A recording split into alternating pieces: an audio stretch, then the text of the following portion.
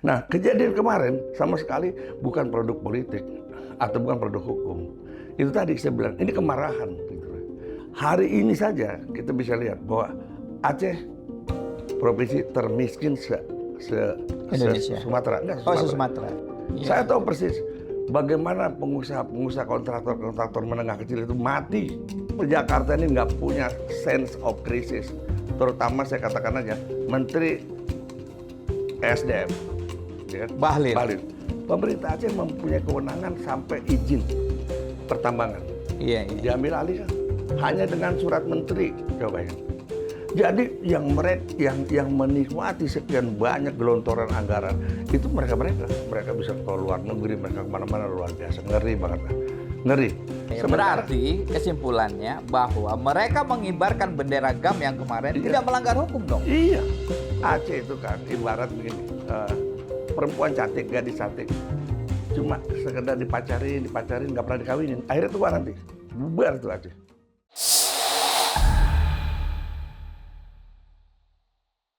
Bismillahirrahmanirrahim. Assalamualaikum warahmatullahi wabarakatuh. Kawan-kawan pejuang obor rakyat di seluruh dunia.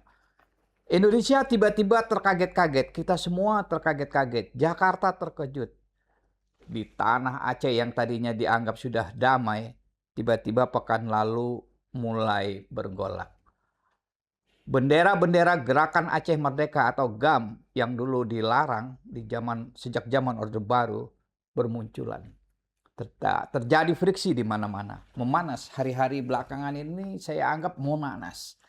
Sudah hadir di studio atau di markas besar Obor Rakyat untuk membahas persoalan Aceh. Seorang ini sahabat Obor Rakyat sejak lama ini. Beliau seorang perwira menengah dari Badan Intelijen Negara, tapi mengapa beliau hadir hari ini? Karena beliau lama bertugas di Aceh, cukup lama, dan tahu betul karena beliau beroperasi ke dalam di berbagai pelosok Aceh. Selamat datang, Abang Da, Kolonel TNI Sri Rajasa. Terima kasih atas kepercayaan Obor. Untuk Kita kalau Abang Da yang menjadi narasumber ini, Obor menyala. Abang Da ini kameranya yang ini. Oh, iya, Wah, iya, ya, oke. iya. Abang Da, Iya. Abang Da kan tentu saja mengikuti soal Aceh beberapa hari ini. Iya. Dan memang banyak laporan-laporan yang masuk ke saya dari teman-teman di sana. Wah, ini menarik. Iya. Apa yang terjadi? Iya. Persoalan aksi massa yang kemudian menurunkan bendera, menaikkan bendera GAM itu bukan baru terjadi kemarin. Pada saat bencana kemarin juga seperti itu kan terjadi. Oh, waktu banjir itu ya? Terjadi juga. Pada saat kemudian ada klaim pulau oleh Sumatera Utara. Iya, naik Bobby. juga bendera. Itu kan, Bobby gitu, kan, anak Nasution itu, aduh. Iya. Cuman yang perlu disikapi bahwa perilaku seperti itu jangan semata-mata disikapi sebagai aksi separatisme. Ya. Walaupun ya kan kita perlu mengatakan separatisme adalah ancaman laten. Karena apa? Karena ASNLF hari ini tetap beroperasi di luar negeri di bawah naungan ANPO. ANPO itu Unprecedented Nation People Organization kan. Jadi, organisasi di Belanda itu yang seperti PBB-nya lah. PBB-nya mereka-mereka yang tidak terakomodir oleh negara gitu loh. Artinya kelompok-kelompok sempalan. Yang masih tetap berdiri. Kelompok separatisme. Iya, separatis. Dan itu hampir di seluruh dunia di situ ada anggotanya. Nah, kalau kita bilang separatisme ancaman laten, iya. Ya. Tapi di dalam negeri persoalannya jauh berbeda atau jauh tidak semata-mata tiba-tiba selalu dikatakan ini separatis gitu ya. Sama sekali. Karena saya lihat ada tiga hal ya. Ketika orang Aceh meneriakan merdeka, itu boleh dikatakan sebagai produk hukum dan politik, itu baru separatisme, ingin memisahkan diri dari Indonesia. Kemudian merdeka, teriakan merdeka, tapi dalam konteks hanya sekedar bahasa. Artinya apa? Orang Aceh ketika tidak tahu lagi harus berbuat apa karena didera kemiskinan, ketidakadilan, dia bisa teriak merdeka, tapi nggak tahu untuk apa dia teriak merdeka. Hanya ungkapan kemarahan, gitu ya. Kemudian ada kata merdeka atau teriakan merdeka sebagai ancaman, intimidasi kepada pemerintah pusat semata-mata apa? Agar diberikan kemudahan-kemudahan gelontoran anggaran dari pusat ke daerah. Jadi ada tiga nih kan. Nah, kejadian kemarin sama sekali bukan produk politik atau bukan produk hukum. Itu tadi saya bilang ini kemarahan gitu loh. Dihadapkan oleh tadi kebijakan pemerintah pusat yang tidak benar-benar ikhlas untuk menjadikan Aceh sebagai provinsi yang kaya alamnya, itu kaya sumber alamnya, kemudian juga berpotensi untuk menjadi provinsi yang maju gitu ya. Nah, kenapa saya bilang begitu? Pemerintah Indonesia selama proses damai ini sekitar 20 tahun, dua dekade 20 tahun ya. Dua dekade ya kan hanya menggelontorkan dana alokasi khusus ke Aceh tanpa ada perencanaan, sasaran dan pengawasan yang jelas.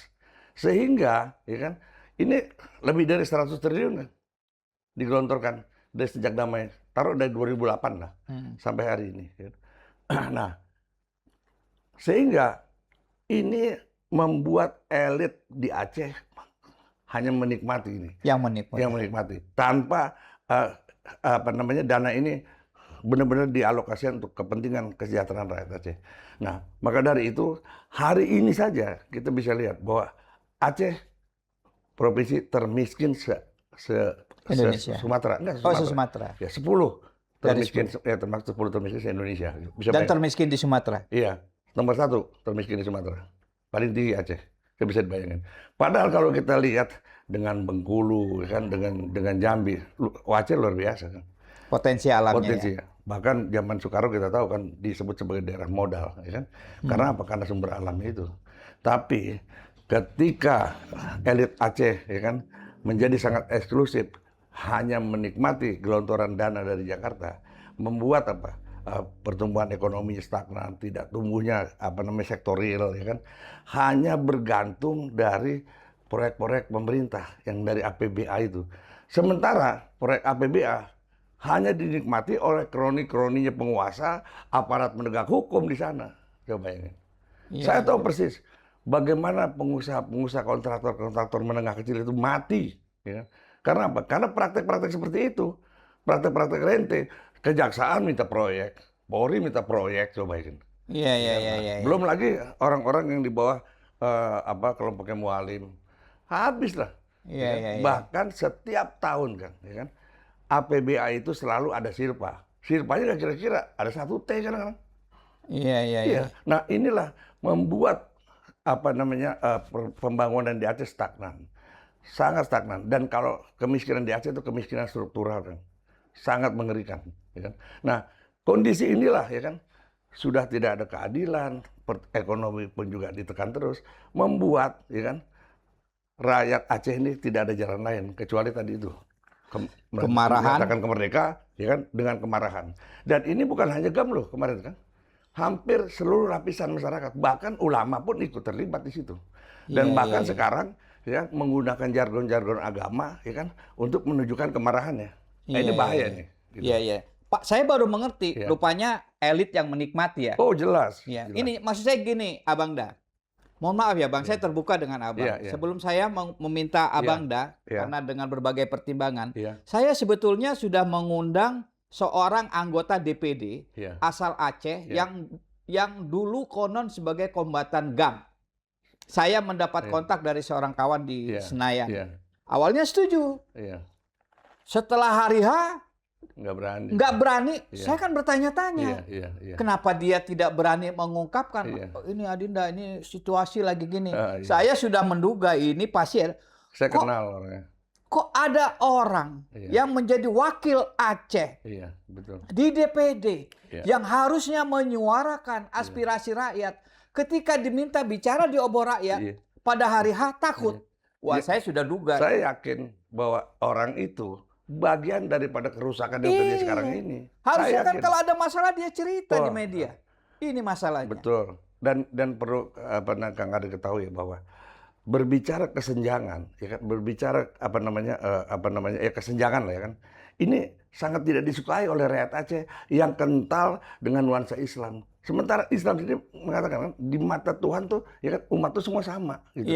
Tapi ketika terjadi kesenjangan seperti ini yang pada akhirnya rakyat tahu bahwa ini dilakukan dengan kesengajaan ya kan oleh elit, marah mereka. Iya, Gitu. iya, iya. Iya, Marah iya, mereka. iya. Jadi persoalan Aceh ini sebetulnya kita harus melihat culture-nya orang Aceh sendiri. Bro, kelihatan kaku, ya kan? Tapi kan ketika kebaikan kita berikan, kepalanya pun dikasih. Gitu Coba ya. bayangin. Iya jelas. Kita bayangin dulu baru merdeka Nyumbang dikasih emas, dikasih Selawah. pesawat kita Pesawat 2, ya kan? selawah. Cikal bakal Garuda loh, ya kan? Iya, selawah itu Bagaimana Garuda. luar biasanya nasionalisme orang Aceh pada Iya, saat iya, itu. Ya. iya. Dan yang pertama kali mengumandangkan kemerdekaan Indonesia melalui radio Rimba Raya itu di sana kan, Di Kutaraja.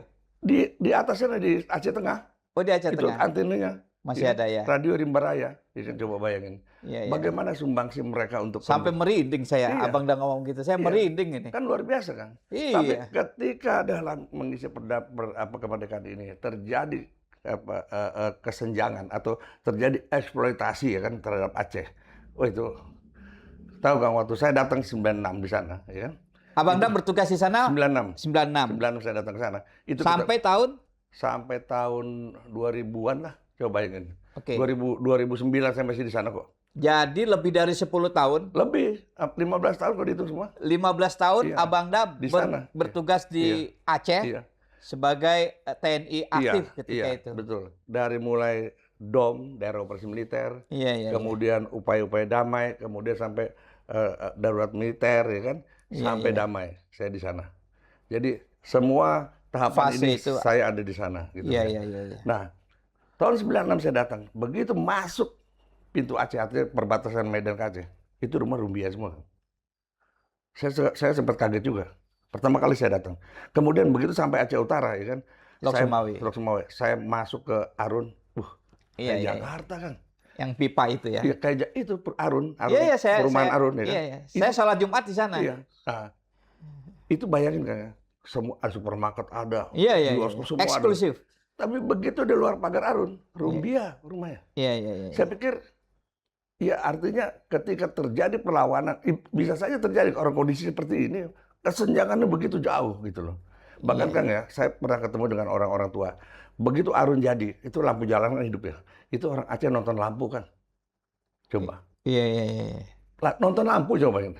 Kan ngeri. Artinya apa? Ya kan, begitu tertinggalnya Aceh di tengah begitu berlimpahnya kekayaan Sumber daya alam. sumber daya alamnya. Makanya kan kenapa Aceh konflik ya karena tadi kan Barat juga tidak mau diam, selalu dibuat persoalan ini selalu kisruh. Bahkan sampai hari ini saja mobil oil tidak mau bergeser dari Aceh, tetap masih ada. Masih ada ya? Masih ada, walaupun tidak beroperasi tapi dia tetap nggak mau keluar. Kenapa dia? Ya karena lihat potensi Aceh masih banyak kok. Dan kemudian kan harus tahu ya bahwa setelah tsunami itu pantai barat ya kan Melabo. itu ya dari Banda Aceh sampai Melabo itu dibangun jalanan yang highway itu kan kayak lebih bagus daripada jalan tol di sini. Itu pondasinya adalah versi militer. Dan pernah hampir dicoba untuk dilandasi oleh pesawat mata-mata militer Amerika, tapi kemudian ketahuan dinaik, ketangkep di Nusa Tenggara Muda. Itu jalan itu bisa dilandasi oleh pesawat. Jadi apa? Yang suatu saat nanti itu jadi pijakan Amerika. Karena itu kan langsung ke laut lepas. Samudra tuh. Iya, iya, iya. Dan jalannya luar biasa. Dan pondasinya versi militer. Dan jalan itu bantuan dari Amerika langsung, USAID. Kemudian ditinjau oleh 19 jenderal militer Amerika coba ingin. Dan saya masih di sana. Gitu loh. Jadi, memang jadi menarik Aceh ini kan. Aceh itu kan ibarat begini. Perempuan cantik, gadis cantik. Cuma sekedar dipacarin, nggak pernah dikawinin. Akhirnya tua nanti. Bubar tuh Aceh. Itu aja. Saya melihat bahwa betapa... Jadi gadis cantik yang cuma dipacari tapi tidak pernah dikawin. Tidak pernah dikawinin. Begitu. Dengan pemerintah Indonesia begitu, dengan pihak Barat juga begitu. Makanya saya selalu bersama-sama pemuda Aceh, kan, bersama-sama kelompok-kelompok LSM Aceh selalu mengumandangkan berikan kami kesempatan untuk membuat tambang rakyat yang sampai hari ini nggak pernah terrealisasi. Dan kemudian yang mengerikan lagi, Kang, Jakarta ini nggak punya sense of crisis. Terutama saya katakan aja Menteri SDM, ya, Bahlil. Bisa dibayangin ada klausul di dalam undang-undang pemerintahan Aceh, ya kan? Dan undang-undang nih yang menyatakan bahwa pengelolaan sumber alam, ya kan, termasuk migas dan segala macam, itu dikelola oleh pemerintah Aceh. Artinya apa? Itu klausul itu di MOU Helsinki? Bukan, di dalam undang-undang ada. Oh, di Ya. undang-undang. Artinya pemerintah Aceh mempunyai kewenangan sampai izin pertambangan. Iya, iya. Diambil alih kan. Hanya dengan surat menteri. Coba bayangin. Oh, ini Aceh bisa merdeka ini Nah, kalau itu gini dari caranya. itu makanya ya kan. Iya. Aceh itu gini loh. Bisa merdeka ini caranya begini. Justru- Kalau Bahlil begini merdeka. Iya, ini terjadi sekarang. Iya. Jadi seperti izin tambang rakyat aja harus ke Menteri SDM. Sampai sana dibuang. Nggak ada satupun sampai hari ini Iya, tidak betul. ada izin tambang rakyat yang Betul. ditandatangani oleh Menteri Bahlil. Nggak ada. Nggak ada. Betul, untuk Aceh benar gila. Cuman omon-omon Iya, Bahlil. betul. Termasuk Dan- di Aceh ya. Iya, di Aceh. Iya, wajar kalau mereka minta merdeka. Bayangin kan, undang-undang dapat diruntuhkan hanya dengan surat menteri. Coba Iya, bayangin. iya, iya, iya. Ya. Nah, ini Saya jengkel soal Aceh ini, saya jengkel. wah, bukan Terus jengkel saya lagi. Kan. jengkel, saya Saya selama ini memperjuangkan itu bersama teman-teman di Aceh Selatan. Yang sekarang kita bisa lakukan, kita demo habis. Mereka yang sekarang nih, ya kan, mau menanamkan apa namanya, mau investor besar, kita demo habis, nggak ada cerita. Iya, iya, iya. Bahkan masyarakat siap untuk dudukin, jangan sampai terjadi. Iya, karena iya, iya. karena itulah modal satu-satunya Aceh. Karena apa? Dengan kekayaan alam Aceh, apa emasnya Aceh, Aceh bisa berdirikan bank emas loh. Seperti di Abu Dhabi yang besar-besar. Tapi tuh. mereka hari ini nggak bisa karena izinnya ini. Kalau Nggak mereka bisa. menambang ditangkap polisi, Loh iya, sekarang dipalakin polisi. Sekarang ini, saya udah tanya kan sama seluruh tambang-tambang ilegal. Pak, kita mau legal, cuman nggak pernah tahu gimana caranya. Coba bayangin. Iya, saya tahu itu. Jadi saya kemarin bertemu dengan ketua Apkasi, Iya. Bursa Sarnobi. Saya tanya, Bang, sudah ada belum tambang rakyat yang izinnya ditandatangani oleh Bahlil? Iya. Itu saya ketemu 2 minggu yang lalu. Iya. Belum ada, Dinda. Memang nggak ada, apalagi di Aceh. Udah parah banget. Jadi gini, memang inilah salah satu indikasi bahwa oligarki tambang ingin menguasai semua kekayaan alam. Sehingga apa? Ketika tambang rakyat ada, ini kan ganjalan buat mereka untuk masuk. Makanya yang dikorbankan adalah rakyat, tidak diberikan. Sekarang ada tambang besar, rakyat cuma jadi buruh Penonton. kan? Buruh, ya kan? Nggak meningkatkan Di kekayaan. Aceh ada tambang besar? Ya? Di Aceh ada Ada. tambang emas? Australia ada, tapi alhamdulillah kan begitu dia beroperasi kagak ada emasnya. Ya, karena memang niatnya udah lain kan gitu loh. Iya benar, berkali-kali. Coba ingat. Oh. Iya. Nah, kemarin kan tambang rakyat, tambang ilegal kan semua ditutup sama Mualim, ya kan, sama Iya. gubernur. Tapi Mualim nggak kasih solusi gitu loh. Ini mereka hari-hari bertahan hidup dari situ gitu. Nah, sementara mereka juga ingin bekerja tenang gitu ya. Ini salah satu contoh kan, ya kan. Saya pernah coba langsung. Saya buat koperasi pintu rimba di Aceh Besar waktu itu.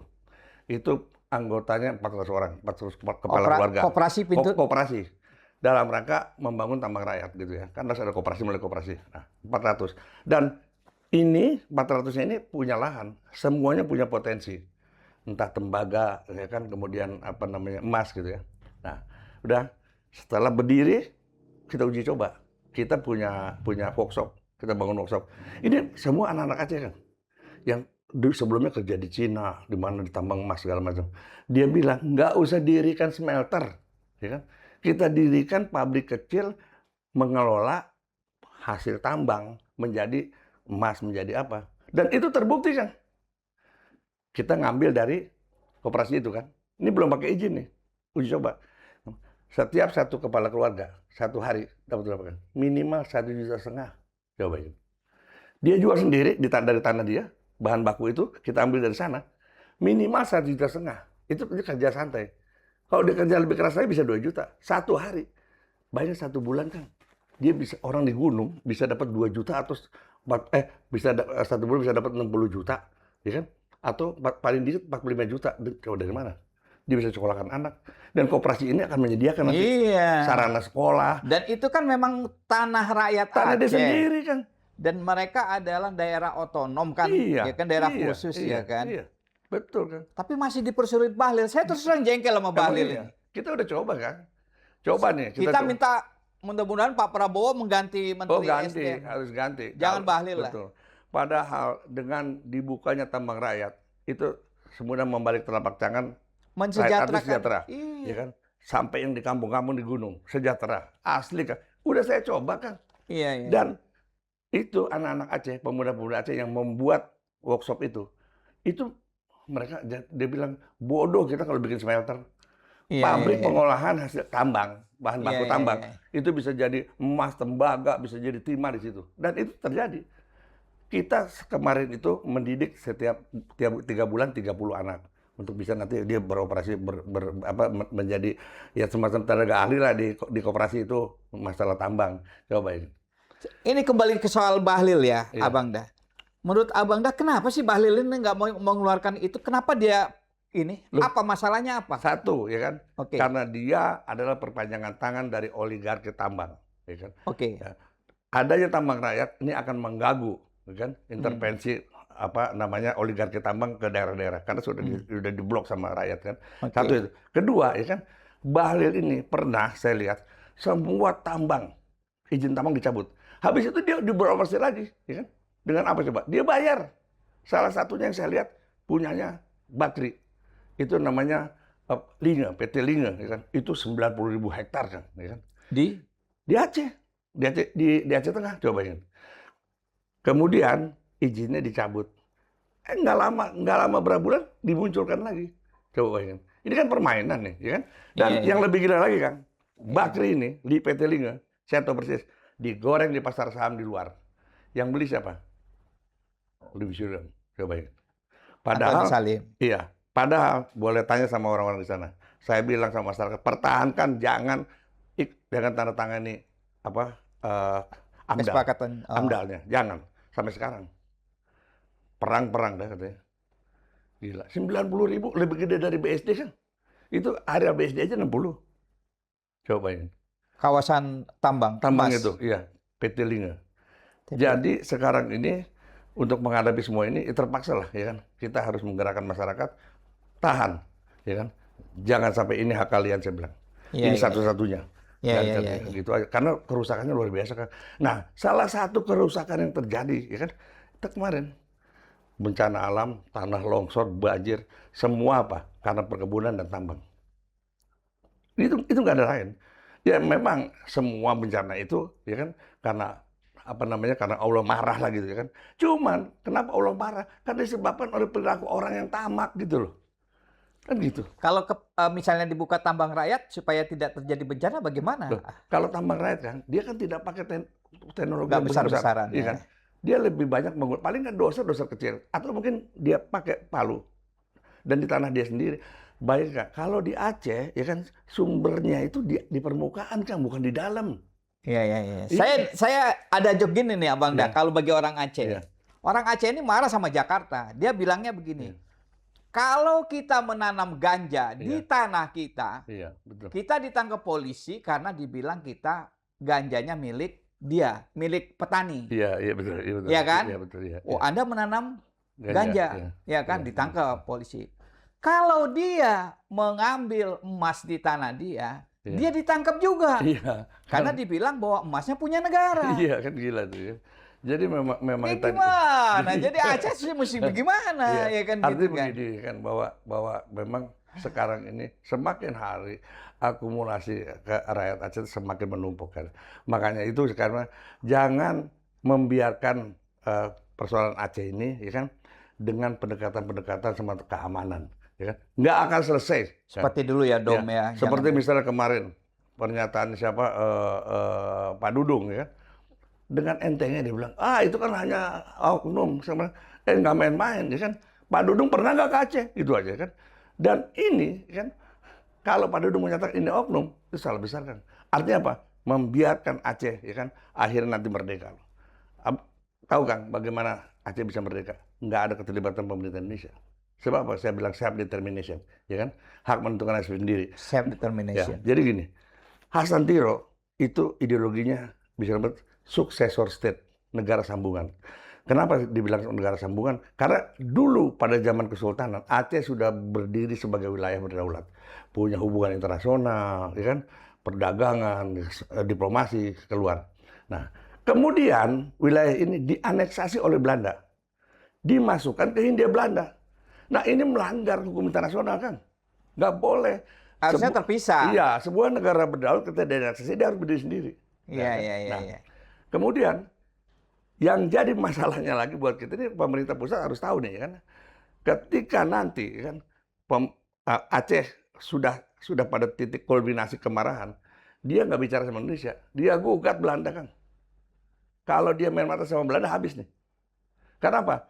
Persoalan self determinasi Aceh sebelum Indonesia merdeka. Ya udah ada kan kerajaan Samudra Iya, Pasar. jadi yang digugat oleh Aceh, ya kan? Bukan Kedaulatan Indonesia. Aceh pada waktu itu sebelum Indonesia merdeka. Jadi nggak ada urusan sama Indonesia. Iya, iya. Gitu. Gagal. Tidak juga mengganggu Iya, iya, perdamaian. Nah, ini yang pemerintah pusat harus ketahui gitu loh. Iya, Jadi iya. ketika Aceh sudah mau menjadi bagian dari Indonesia saja, sudah harus disyukuri gitu loh. Iya, iya, Jangan iya. kemudian terus disiasati terus gitu loh. Ya kan? Membuat elit Aceh lemah dengan cara-cara itu tadi selalu disodorkan uang. Sementara rakyat ya hancur. Iya, iya, iya, iya, iya. Itu menarik. Tapi saya ingin bergeser nih, Iya. Abang Da, ke soal hukum, soal Iya, legal. iya. Kita kan pada tahun 2005, Iya. bulan Agustus tanggal Iya, 15, iya. menandatangani perjanjian Helsinki Iya, iya, yang MOU. MOU. Waktu itu Menteri Hukum kita, Iya, Awaludin. Hamid Awaludin, Ya. dengan Malik Mahmud kalau Iya, nggak salah iya, ya, Perdana betul. Menteri GAM di Iya. Helsinki. Apakah perjanjian itu atau MOU itu dilakukan atau dilaksanakan secara benar oleh pemerintah Indonesia atau ada penyimpangan-penyimpangan yang membuat orang Aceh marah? Nah begini kan, ya kan? Setelah kalau kita bicara MOU Helsinki, artinya itu sebuah kesepakatan yang ditandatangani oleh perwakilan Indonesia dengan perwakilan GAM di Helsinki kan ya. Ada kesepakatan dari semua poin-poin di dalam MOU itu. Nah kemudian bagaimana mengimplementasikan MOU ini, kemudian dibuatlah undang-undang pemerintahan Aceh. Kan? Oke. Nah disinilah problemnya Kang, yang tidak pernah diselesaikan oleh pemerintah pusat. Salah satunya, nih saya sebutkan ya, ini ada klausul yang sangat peka sekali tentang tentang poin ya yang tercantum dalam MOU Helsinki pasal 1.1.2 ya kan, yang menyatakan ya kan bahwa persetujuan internasional yang diberlakukan pemerintah Indonesia yang terkait hal ilmuwan dengan kepentingan khusus Aceh akan dilakukan dengan konsultasi dan persetujuan legislatif Aceh. Satu ya. Kedua, keputusan Dewan Perwakilan Rakyat Indonesia yang terkait dengan Aceh akan dilakukan dengan konsultasi dan persetujuan legislatif Aceh. Coba. Persetujuan loh, ya kan? Iya, persetujuan. Nah, kemudian yang nomor 3, kebijakan-kebijakan administratif yang diambil oleh pemerintah Indonesia berkaitan dengan Aceh akan dilaksanakan dengan konsultasi dan persetujuan kepala pemerintahan Aceh. Jelas kan ini? Tapi yang terjadi di dalam undang-undang, ya kan? Di dalam undang-undang, ya kan? Pasal 8 dalam pasal 8 Undang-Undang Nomor 11 Tahun 2006 tentang pemerintahan Aceh, undang-undang ya kan? Nih. Satu, rencana persetujuan internasional yang berkaitan langsung dengan pemerintah Aceh yang dibuat oleh pemerintah pusat dilakukan dengan konsultasi dan pertimbangan DPR. Tidak ada persetujuan lagi. Nah ini juga semuanya tuh dengan konsultasi dan pertimbangan. Nah, ini dianggap oleh Aceh ya kan bahwa ini pemerintah pusat main-main nih gitu loh. Nggak konsekuen gitu loh kan ya. Menipu lah menurut saya. Jelas, ini jelas. Ini orang Aceh merasa ditipu nih. Iya, kalau ditipu Jakarta kalau begini bunyinya. Jadi gini kan, kalau bicara soal tipu menipu ya. Orang selalu bilang tipu Aceh. Tipu Aceh. Orang Aceh bilang, "Pak, kami 30 tahun ditipu Jawa. Kami tenang-tenang aja," kata orang Aceh. Nah, itu jelas nggak jelas betul ya. Iya. Kemudian satu lagi persoalan lambang-lambang daerah ya kan. Oke. Bahwa di dalam MOU Helsinki itu dijelaskan ya kan penggunaan lambang-lambang daerah ya kan artinya diperbolehkan pemerintah seperti bendera GAM itu ya. Itu dianggap lambang daerah itu. Iya, lambang-lambang daerah dan simbol-simbol Aceh gitu ya. Iya. Nah, setahun kemudian pemerintah mengeluarkan PP nomor 77 tentang larangan lambang-lambang daerah menyerupai atau menggunakan lambang-lambang yang dilarang. Seperti dijelasin seperti OPM, terus lambang GAM segala macam. Ini kan sama juga, ya kan? Tapi orang Aceh masih tetap nggak marah gitu kan. Oke, lu buat begitu. Tapi kemudian dia buat kanunnya, Bang. Kanunnya kan, dibuat kanun. Perda tentang penggunaan lambang Aceh, bendera Aceh pakai bendera GAM, kemudian lambang Aceh pakai lambang ASNLF ya. Diajukan nih ke Depdagri. Ini kan perda mendapat persetujuan kan. Nah, di dalam pembuatan undang-undang dan perda itu ada klausul mengatakan setelah 30 hari tidak mendapat tanggapan dari pemerintah otomatis sah, berlaku. ya kan? Nah, baik. Menjelang 30 hari Depdagri bilang cooling down. Nggak ada itu di dalam aturan pembentukan undang ada kalimat klausul yang menyatakan cooling down, nggak ada. Ya atau enggak gitu loh. Nah, ini aja jadi masalah sampai sekarang. Tidak pernah diselesaikan oleh pemerintah pusat gitu loh. Soal lambang-lambang itu. Iya. Iya, Sementara- berarti kesimpulannya bahwa mereka mengibarkan bendera GAM yang kemarin Iya. tidak melanggar hukum dong. Iya. Sekarang dari versi ya kan karena mereka sudah mengajukan, Iya. mereka menggunakan Iya. prosedur ya kan Iya. yang diatur dalam undang-undang dalam rangka pembuatan undang-undang kan gitu. Iya, dan Nah, diatur oleh dibicarakan di MOU Helsinki kan. dan iya, sudah dibicarakan. Iya. Yang penting di MOU Helsinki itu tidak berbicara tentang merdeka. Itu batasannya Iya. kan gitu loh. Iya. Itu aja. Dan memang mereka nggak bicara itu. Tapi Kang, kalau ini terus-menerus dibiarkan oleh pemerintah pusat ya, jangan main-main gitu ya. Jangan main-main. Bahwa ada solusi lain yang orang Aceh semua tahu gitu. Itu tadi self determination. Sebelum lu merdeka, gue udah jadi negara berdaulat. Coba bayangin. Jadi nggak ada urusan sama Indonesia.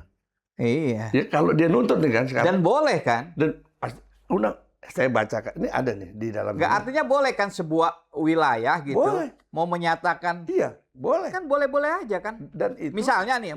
nih Abang Iya. Dah, Iya. satu wilayah Jawa ini, Iya, seluruh Jawa iya, atau bukan Jawa lah, satu Iya. pulau Bali iya, betul. mengatakan bahwa kami ingin menjadi negara sendiri, boleh nggak? Boleh. Kan boleh Iya. kan?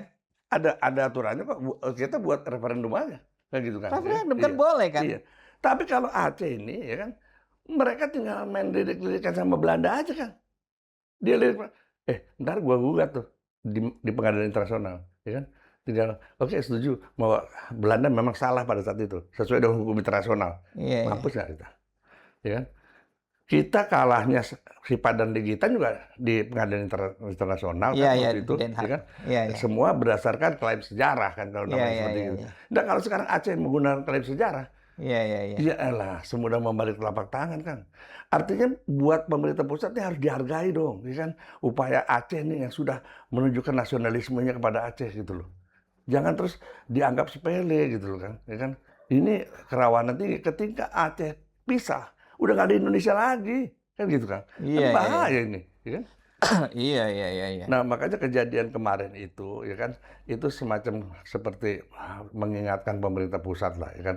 Terus kemudian jangan selalu menempatkan kasus-kasus seperti itu. Ini separatis nih, ini separatis. Enggak ada separatismenya. Justru kalau dibilang separatis, maka jadi separatis.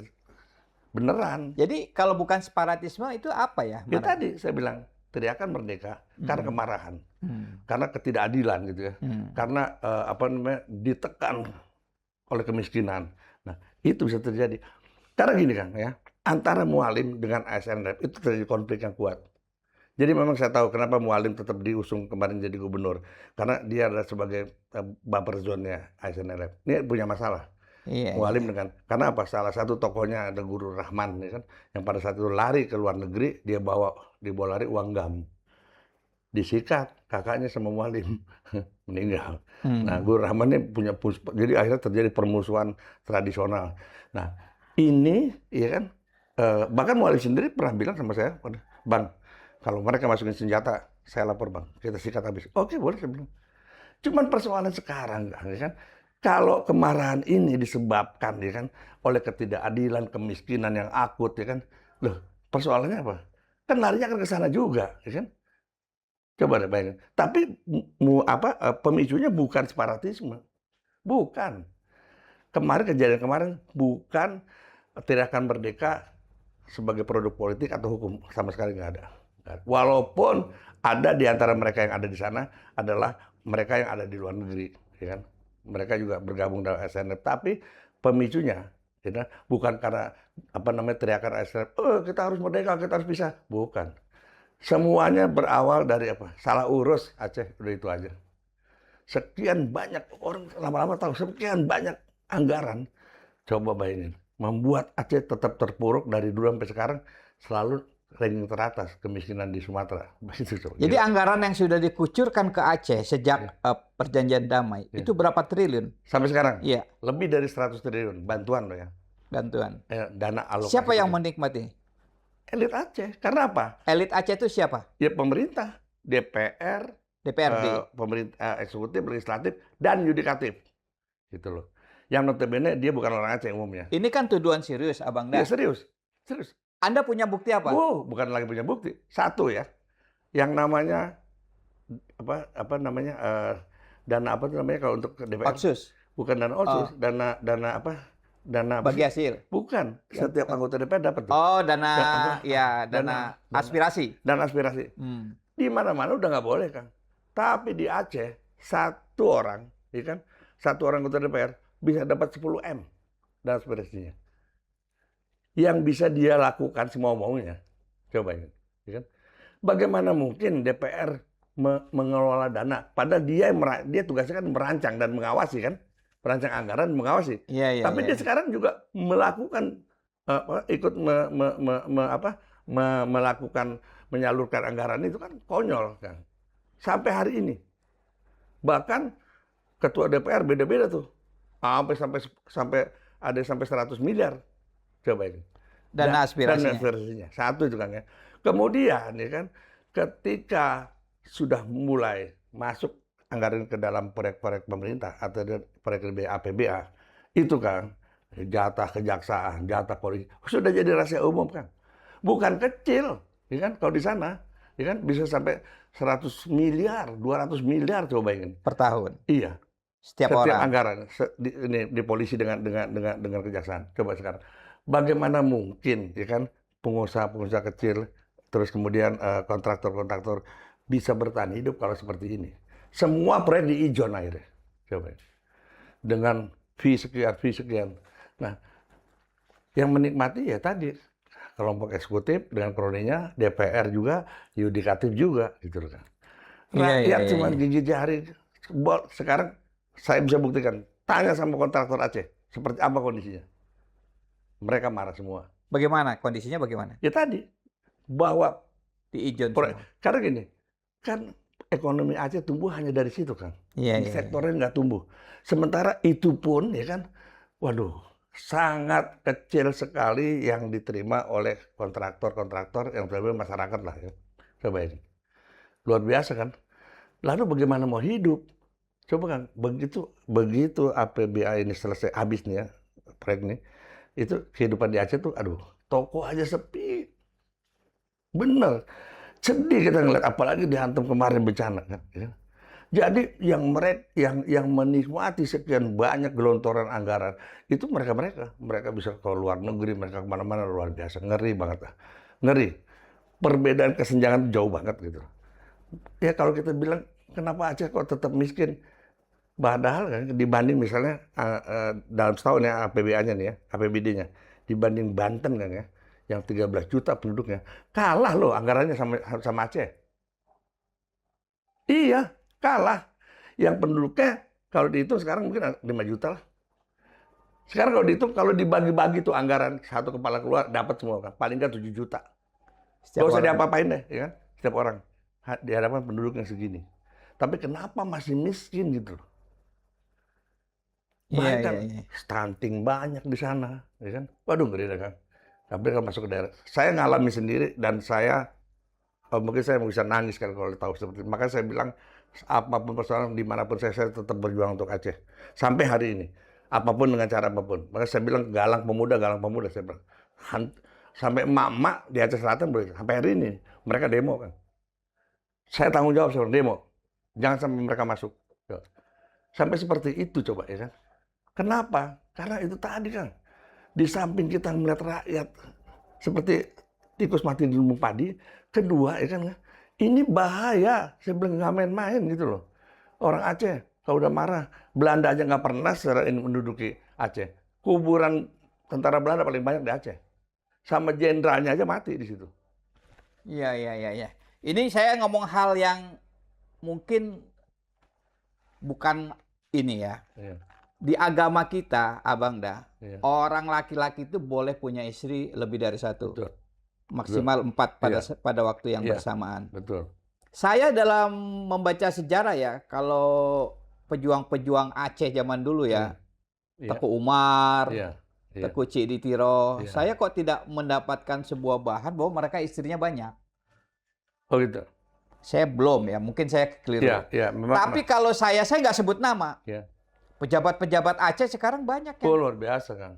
Luar biasa. Saya nggak sebut nama ya. Iya. Itu kan gini, kita kan tahu berapa sih gaji seorang ini ya seharusnya ya.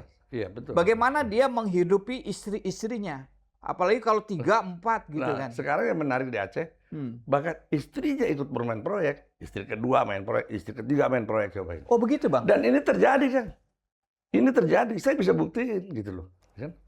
Tapi kan, ya kan, kalau kita lihat ya kan, bagaimana sosok seorang Sultan Iskandar Muda kan ya. Itu adalah contoh teladan yang saya lihat tidak pernah terjadi di kerajaan lain di Indonesia. Ya kan? Dalam situasi yang terpuruk pada saat itu Aceh, ya kan? Kelaparan, kekuasaan yang tercerai-berai. Dia pada umur itu 21 tahun, Bang. Dia muncul sebagai sultan, ya kan? Kemudian apa yang terjadi? Dia bertindak di luar kota. Semua yang tidak mau ngikutin arahan dia untuk hulu balang mengembalikan kekuasaannya dibunuh. Pengusaha atau saudagar yang menimbun kekayaan dia nggak mau balikin hartanya ini dibunuh. Tapi satu, ya kan? Semua itu untuk masyarakat. Dan kemudian yang begitu hebatnya Kang, ketika anaknya, ini putra mahkota Kang, ya kan? Namanya Merah Pupuk. Ini putra mahkota satu-satunya anak. Ternyata ketahuan ada main dengan istri prajurit. Disidang sama hakim. Hukuman mati. Apa? Saudara, laksanakan. Itu hakimnya sampai dijeplak-jeplak. Apa alasannya, saudara muda? Ya kan? Hilang anak ada kuburnya. Hilang adat mau di mana carinya? Coba. Hilang anak Luar ada biasa. kuburnya. Iya. Hilang adat di Hilang mana mau adat cari? mau dicari. Ya kan? Susah, ya kan? Nah, itulah hebatnya, ya kan? Sultan Iskandar Ya, Muda. Sultan Iskandar Muda. Jadi disitulah kejayaan masa keemasan Aceh luar biasa, gitu kan. Iya. Nah, ini satu gambar potret pada kepemimpinan Aceh pada Sultan Iskandar Muda. Tapi kesininya, ya kan, kita nggak bisa bayangin kan, ya kan, pemimpin Aceh. Tidak ada satupun, ya kan, yang mampu mencontoh seperti Sultan Iskandar Muda. Bahkan kalau akan tahu kan, bahwa pada masa Orde Baru kita lihat, itu Aceh mungkin provinsi pertama yang dipimpin oleh gubernur seorang profesor. Ya. Hari ini, waduh, kita nggak bisa bayangin dah. Di mana persoalan begitu kompleks, ya kan, yang memimpin paket C. Problem lagi itu kan. Ngeri kan, ya kan? Ya, kita bisa bilang bahwa di dalam Islam juga Allah mengatakan bahwa seorang pemimpin harus pintar. Nggak bisa enggak, ya kan? Itu salah satu loh kan, saya bilang. Ya. Bagaimana seseorang memimpin dengan kemampuan daya nalarnya yang sangat terbatas. Kejadian seperti ini. Kan diserahkan sama ahli, ya kan gitu kan ya. Iya. Jadi mundur, semuanya mundur gitu. Semua mundur di Aceh ini. Ya kan? Saya juga pikir, apakah ini by design dari pemerintah pusat sehingga Aceh terus terpuruk, ya kan? Sehingga Aceh tidak berbuat apa-apa, sehingga Aceh takut untuk melakukan, enggak juga gitu loh. Di Aceh mau pemimpin mati kemarin, mati 2, mati 3, nggak ada, rakyat Aceh tetap jalan. Iya. Kita ini kan, saya sendiri Abang Da, saya harus disclaimer, saya itu punya kedekatan emosional ya. Iya. Makanya saya kalau wawancara soal Aceh, saya agak emosi terus terang. Iya sama, saya juga gitu. Karena ya saya ke sana ya pertama waktu zaman DOM. Iya. Abang Da waktu itu masih di Lilawang saya. Iya, betul. Dan remnya Pak Joni Wahab, Kolonel Joni Wahab. Iya. Saya ke sana tahun 99. Iya. Saya masuk ke beberapa wilayah dari mulai Lok Sumawi, saya terus ke Pidi, ya kan, saya ke Kutaraja tentu saja, ke Longa, masuk Kampung Kandang. Waktu tsunami pun demikian. Bahkan saya mungkin hanya 1 dari 2 orang Indonesia yang bisa bermalam di Abraham Lincoln, kapal induk Amerika. Betul. Karena saya punya akses waktu itu, saya bisa di sana ikut operasi militer Amerika menyelamatkan. Iya, dengan heli-heli itu kan. Dengan heli-heli. Luar biasa itu. Setelah itu juga saya sering kali, Iya. saya ke Kampung Janda, dulu kan ada tuh Iya Kampung ada, Janda iya ya iya kan. iya iya iya. Artinya saya punya kedekatan emosi. Makanya saya agak marah kalau melihat Aceh ya, Iya, iya masih betul. dengan potensinya, Yang marah luar saya. biasa ya kan. Artinya kita dulu pada awal perdamaian kita berharap wah ini akan ada perubahan ya kan. Ternyata tetap aja damai hanya dinikmati segelintir orang dan mungkin tidak menutup kemungkinan ya kan ada kong kali kong pemerintah pusat dengan pemerintah Aceh dan berbagai anggaran kan gitu kan. Nah, ya kita berharap kan ini habis tahun 2027 kan. Ini alokasi daerah dari dana alokasi khusus. Kita berharap pemerintah pusat harus mempertimbangkan ini bisa diperpanjang, tapi dengan catatan, dengan perencanaan, sasaran, dan pengawasan yang benar-benar, artinya apa namanya benar-benar serius lah gitu kan. Iya iya Jangan iya. hanya digelontorkan begitu aja, seolah-olah ini uang cuma buat elit Aceh aja gitu loh. Ya kan? Mereka juga nggak punya pengalaman bagaimana membangun daerah kan kemarin baru merdeka. Nah, kebiasaan seperti ini terus berlanjut sampai hari ini. Jadi seolah-olah ya kan dana alokasi khusus itu hanya untuk dinikmati mereka-mereka dan kroninya. Rakyat ini benar-benar miskin semiskin-miskinnya. Bayangkan sektor real nggak tumbuh, industri nggak ada, coba. Lapangan pekerjaan juga, waduh, luar biasa, ngeri. Iya iya iya. Abang tadi kan cerita bahwa masih punya banyak kawan di sana Iya, iya, dan terus memberikan laporan, iya, memberikan iya, masukan. iya. Apa yang Abang terima dari peristiwa kemarin itu sebetulnya seperti apa laporannya? Nah, itu dia. Semua itu terjadi, ya kan? Karena ada tindakan represif dari aparat keamanan, Oke. sehingga menjadi brutal, gitu kan ya. Dan kemudian sebagian besar orang juga mengatakan, ini kecolongan nih Intel di sana. Kenapa? Kegiatan ini sudah ada beberapa waktu lalu. Bahkan informasi akan adanya pengerahan massa sudah ada sekitar seminggu lalu. Seminggu Harusnya kan, sebelumnya. iya, seharusnya kan intelijen membaca dan menganulir, ya kan?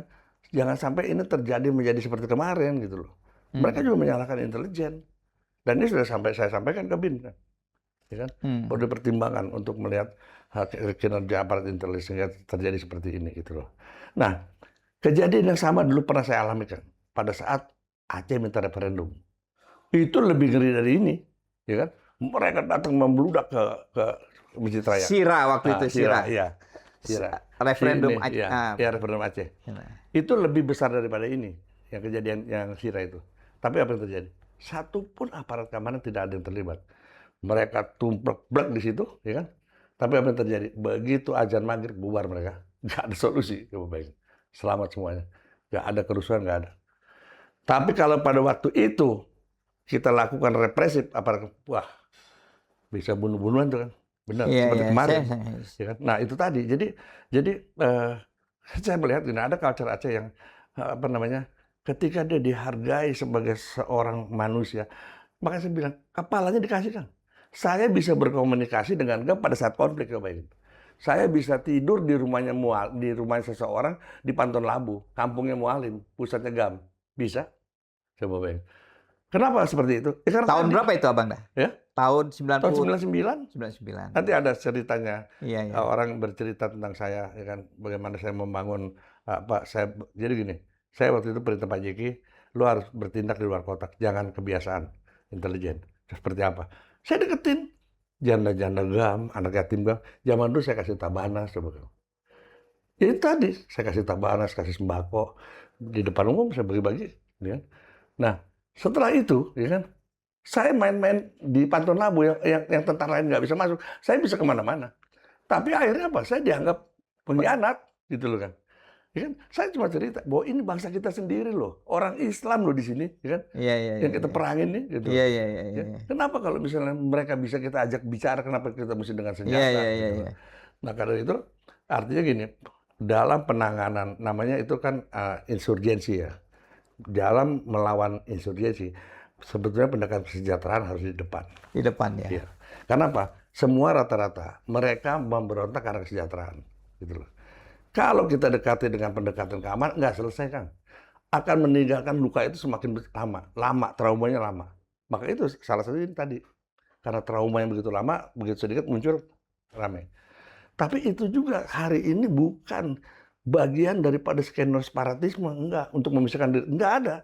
Itu kemarahan. Tapi ketika penanganannya salah, bisa ke sana nanti. Self determination. Iya, bisa ke sana gitu loh kan. Makanya kepada saya mengajukan kepada Menko Polkam ya kan dan para petinggi-petinggi militer, cobalah untuk lebih bijak dalam membuat statement penanganannya gitu loh.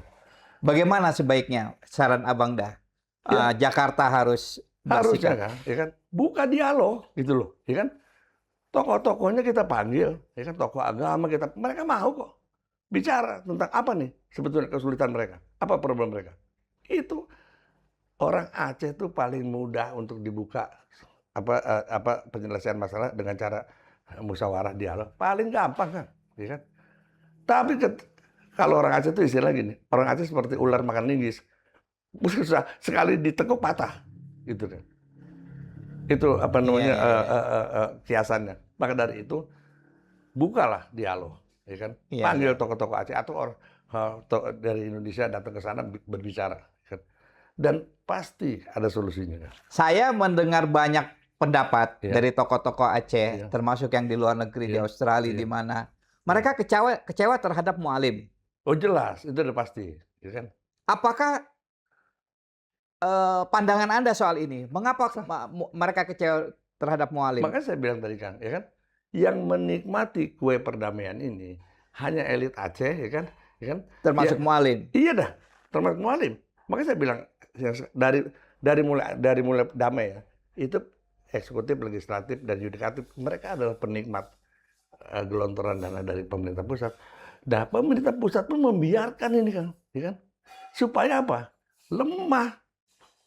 Elit Aceh lemah di mata rakyatnya gitu loh. Ini kan nggak bagus juga. Artinya selalu pemerintah pusat mensiasati. Nggak boleh begitu dong, ya kan? Harusnya begitu digelontorkan dana, kasih perencanaannya, kasih sasarannya, kasih pengawasannya. Kemudian penegakan hukum yang jelas. Dan sekarang kalau aparat hukumnya bermain di situ juga, gimana coba?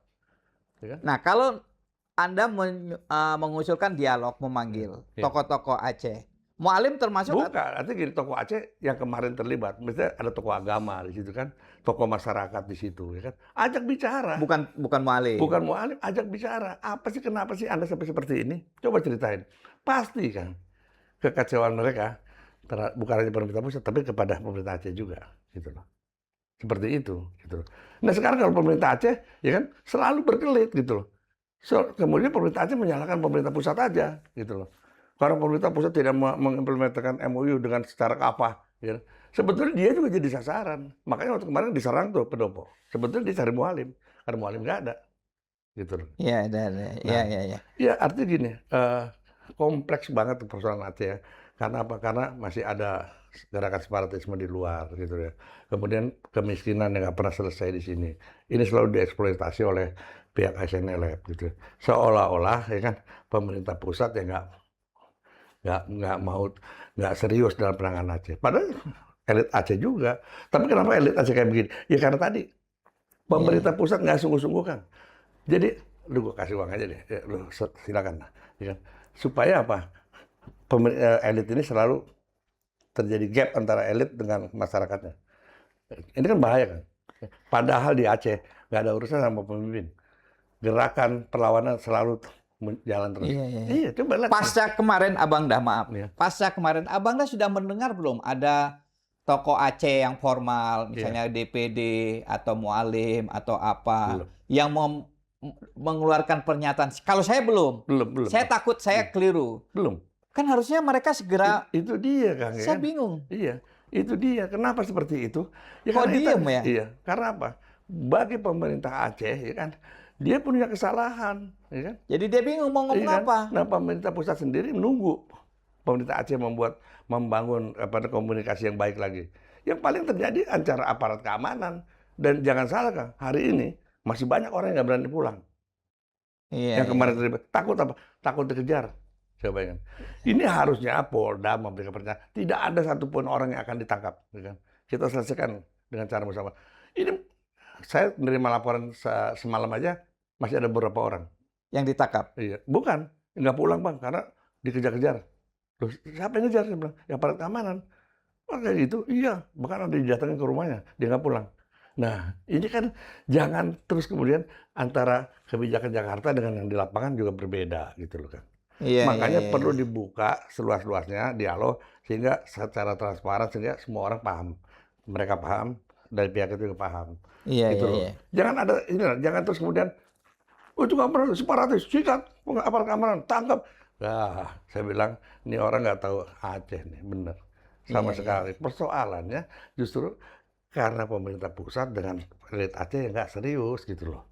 Oke, oke. Abang Dan, untuk sementara kita cukup di sini. Ya, Ini kita ngomong Aceh ini memang menguras emosi iya kita betul. karena kita memiliki Iya, kedekatan betul. emosi Iya, dengan iya, kawan-kawan, iya, saudara-saudara iya. kita di Aceh. Kawan-kawan, pemirsa obor rakyat di seluruh dunia, di awal kemerdekaan dulu, seorang tokoh ulama asal Aceh yang sangat karismatik, Tengku Daud Bereh, pernah meminta garansi kepada Bung Karno, Presiden Indonesia ketika itu, bahwa akan ada perlakuan khusus terhadap Aceh, juga Aceh akan dijadikan provinsi sendiri. Dan atas permintaan itu, Tengku Daud Bereh meminta Bung Karno menuliskan pernyataan secara tertulis. Tapi ketika itu Bung Karno berkata kepada Tengku Daud Bereh, apakah engkau tidak percaya pada kakandamu ini? Dengan jawaban Bung Karno seperti itu, luluhlah hati Tengku Daud Bereh. Beliau percaya. Tapi apa yang kemudian terjadi? Aceh Masuk. tidaklah menjadi sebuah provinsi yang berdiri sendiri, tapi kemudian menjadi bagian dari Provinsi Sumatera Utara. Sejak saat itu, kepercayaan bangsa Aceh kepada Jakarta redup. Hari-hari belakangan kita berharap hal seperti ini tidak terjadi lagi. Bangsa Aceh tidak lagi merasa ditipu oleh Jakarta. Dan pemerintah pusat jangan main-main soal nasib rakyat Aceh karena mereka sudah berkontribusi yang sangat banyak kepada Indonesia. Pesawat Selawar, emas di Monas, dan lain-lain. Demikian perbincangan kita, semoga bermanfaat. Wassalamualaikum warahmatullahi wabarakatuh. Waalaikumsalam. Ya.